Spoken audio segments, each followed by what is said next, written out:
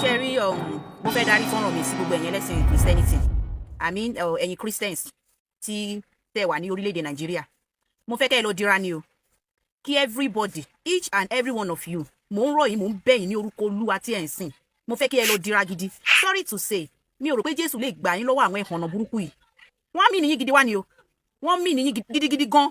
Tẹ́ bá notice. Because gbogbo àwọn tí wọ́n ń kó yìí, gbogbo àwọn tí wọ́n ń pa yìí, inú church ni wọ́n lọ ká wọn mọ́. Ìdá kó jẹ́ inú church àbí ní school.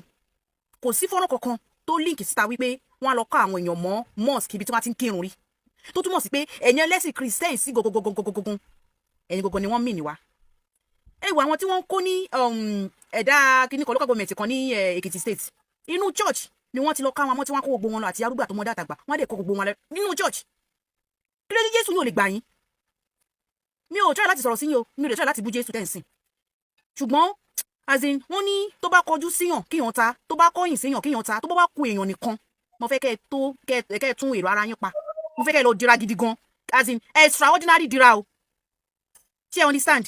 Because àwọn ọ̀nà burúkú yìí wọ́n ló ká àwọn èèyàn mọ́ mosque that ń kí Jímọ̀ náà. Wọ́n ṣàn kí Jímọ̀ every Friday ní Nàìjíríà. Wọ́n dẹ̀ ń kírun every day 5. Praise the Lord.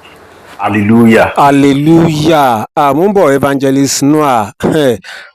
Arábìnrin yìí Alhaja. Wọ́n gbà wá Kristiani, wọ́n gbà wá lámọ̀ràn o. Àmọ̀ràn ṣé gbogbo àná la gbọ́ àmọ̀ràn tí wọ́n gbà wá. Wọ́n ní ká lọ dira. Wọ́n ní ká lọ dira wípé olè ní jàgbà kó má ṣe lójú fìrí. Pé tá a bá ń sunkún a máa ríran wípé wọ́n ṣe ń fi ẹ̀mí àwa Kristiani ṣòfò ní orílẹ̀-èdè Nàìjíríà yìí pé ó jẹ́ nǹkan tí a ní láti gbé ìgbésẹ̀ lé lórí pé ká lọ dira. Àjíà wọ́n ti gbà wá lámọ̀ràn, wọ́n ní ká lọ dira. Ẹ̀yin Kristiani ẹ súnmọ́ bí o. Ẹ̀yin ọmọ Ọlọ́run tòótọ́, ẹ̀yin tẹ́ gba Jésù ti kú tìyè, ẹ súnmọ́ bí. Ohun tí Àjíà sọ, àmọ̀ràn tí wọ́n gbà wá. Kó tó di pé a gbọ́ ohun tí evangelist Noah sọ, báwo lẹ̀yin ṣe rí sí kí lè rọ ọkàn ti yín? Okay, ẹni ká gbọ́ ohun tí evangelist Noah sọ àbí? Ẹni ká gbọ́ àmọ̀ràn tiwọn, ká gbọ́ contribution tiwọn, kí ni wọ́n rí sí? Okay, kò sí problem.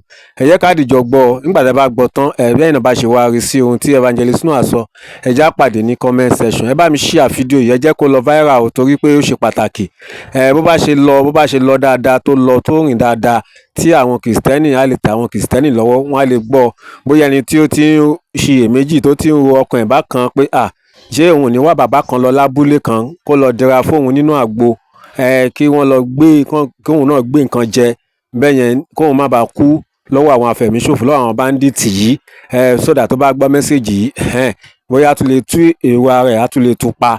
Torí náà ìjọba bá mi share, yóò dára fún wa. Ní bọ́ sọ́wọ́ lọ́wọ́, orí wa ò ní gbàbọ̀dè. Ẹ ṣé, ẹ jẹ́ ká gbọ́ ohun tí evangelist Noah sọ, ó yá. Gbogbo ọmọ Ọlọ́run tí a bá ń wo fídíò yìí, ẹ jẹ́ máa sọ wípé Jesus can save us. Jésù lè gbà wá, ẹ jẹ́ ká máa bá wa share. Lákọ̀ọ́kọ́, ẹ jẹ́ ká kọ́kọ́ dúpẹ́ lọ́wọ́ àǹtí. Torí pé mo rí wípé wọ́n fẹ́ràn àwa Kristiani. Wọ́n sì ní ìmọ̀lára nǹkan tó ń ṣẹlẹ̀ sí Kristiani. A gbọ́dọ̀ appreciate wọn. Ṣùgbọ́n àǹtí, Jésù lè gbà wá. Ṣùgbọ́n tó bá sọ wípé òun ò gbà wá, a ò ní tẹríba fún Allah tàbí fún òrìṣà tàbí kúrò nínú rẹ̀ lọ wá nǹkan míì.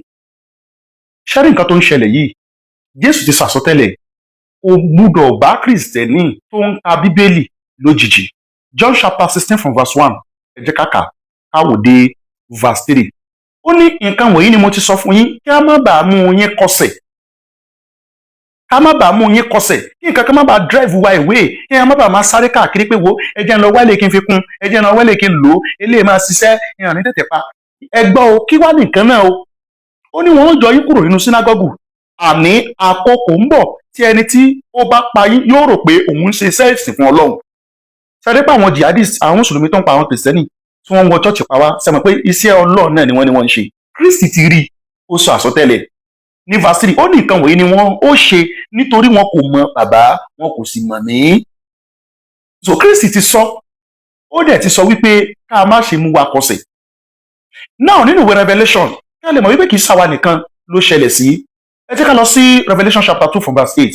Ó ní àti sí áńgẹ́lì ìjọ Símánà kọ̀wé nǹkan wọ̀nyí ni ẹni tí í ṣe ẹni ìṣáájú àtẹnìkẹyìn wí, ẹni tí ó ti kú tí ó sì tún yè. Èmi mọ iṣẹ́ rẹ àti ìpọ́njú àti àìní rẹ, ṣùgbọ́n ọlọ́rọ̀ ni ọ́. Èmi mọ ọ̀rọ̀ òdì sí Ọlọ́run tí àwọn tí wípé jù ní àwọn tìkára wọn, tí wọn kì í ṣe bẹ́ẹ̀, ṣùgbọ́n tí wọ́n jẹ́ sínágọ́gù ti Sátánì. Má ṣe bẹ̀rù ohunkóhun tí ìwọ ń bọ̀ wá jìyà rẹ̀. Kíyèsí, èṣù yóò gbé nínú yín jù sínú túbú, kí a lè dán yín wò, ẹ̀yin ó sì ní ìpọ́njú ní ijọ́ mẹ́wàá. Ìwọ sáàsì olóòótọ́ di ojú ikú, èmi ó sì fi adé ìyè fún ọ. Ṣẹ́ni pé àwọn ìjọ kan ní Kristi tún bá sọ̀rọ̀ bí wípé nǹkan yẹn máa ṣẹlẹ̀. Kí wá lóde tí mo fi sọ fún yín wípé yálà Kristi gbà wá àbí kò gbà wá, kí ó yé mùsùlùmí àti gbogbo tí wọn bá máa bọ láyé pé a ò ní tẹríba fún òòṣà, a ò sì ní tẹríba fún Allah. Ẹ jẹ́ ká lọ sínú ìwé the book of Daniel chapter 3 from verse 15. Ó ní, ǹjẹ́ bí ẹ̀yin bá múra pé ní àkókò tí ó wù kí ó ṣe, tí ẹ̀yin bá gbọ́ ohun ìpè fèrè, dùrù, ìlù, orin, káàtì àti onírúurú orin, tí ẹ bá wólẹ̀, tí ẹ bá sì tẹríba fún ère wúrà tí mo yà, yóò ṣe gẹ́gẹ́. Ṣùgbọ́n bí ẹ̀yin kò bá tẹríba, a ó gbé yín ní wákàtí náà sọ sí àárín iná ìléru tí ń jó. Ta ni Ọlọ́run náà tí yóò gbà yín kúrò ní ọwọ́ mi? Ṣádraki, Méṣákì àti Abednego dáhùn, wọ́n wí fún pé, Nebukadnesari, kò tọ́ sí wa láti fi èsì fún ọ nítorí ọ̀ràn yìí. Bí ó bá rí bẹ́ẹ̀, Ọlọ́run wa tí àwa ń sìn lè gbà wá lọ́wọ́ iná ìléru náà tí ń jó, òun ó sì gbà wá lọ́wọ́ rẹ ọba. Ṣùgbọ́n bí bẹ́ẹ̀ kọ́, kí ó yí ọ ọba pé àwa kì yóò sin òrìṣà rẹ, bẹ́ẹ̀ ni àwa kì yóò tẹríba fún ère wúrà tí ìwọ gbé kalẹ̀.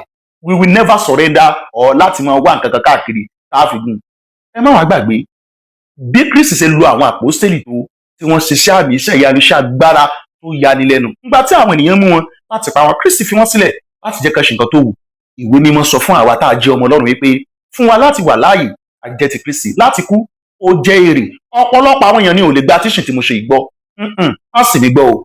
Mò ń bá àwọn ọmọ Ọlọ́run sọ̀rọ̀ ni o, kì í ṣe ìwọ. Mò ń bá àwọn tí wọ́n ní ìgbàgbọ́ òdodo nínú Kristi sọ̀rọ̀ ni, kì í ṣe ìwọ o. So tí wọ́n bá disagree pẹ̀lú ẹ̀kọ́ yẹn, ọ̀rá máa lọ, kò ní ìdíkò comment, jẹ́ kí àwọn ọmọ Ọlọ́run kí wọ́n sọ̀rọ̀. Thank you so much my sister, mo really appreciate yín. Thank you everybody for watching. God bless you. Ire o.